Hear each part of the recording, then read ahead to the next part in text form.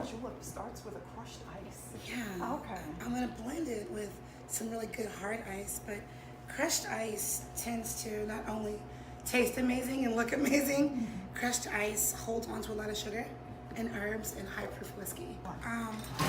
This cocktail was created around slavery. Whiskey was created around slavery.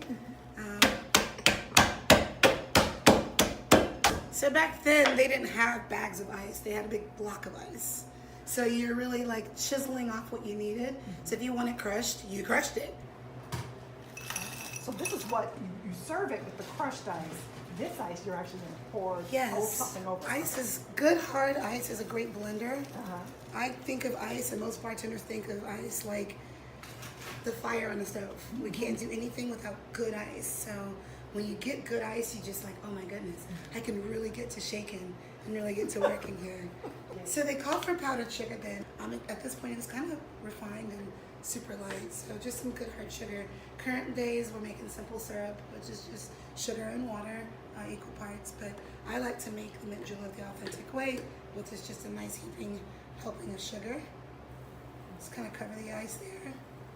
The good stuff, mint from the garden. From your garden. Yeah, isn't that beautiful? It is beautiful. It smells amazing. Yeah, so you gotta wake mint up by just caressing it.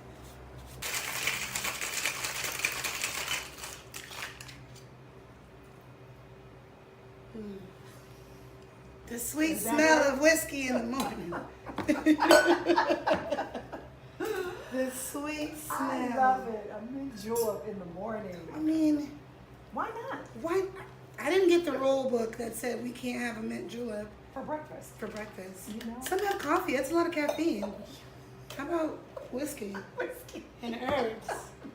Now, why is this such a popular drink for the Derby, the Kentucky Derby? Well, Kentucky Derby didn't really start serving the classic mint julep until the late 20s, excuse me. And it just became a staple, an invitation, a treat. Again, a history story of what we drink in Kentucky.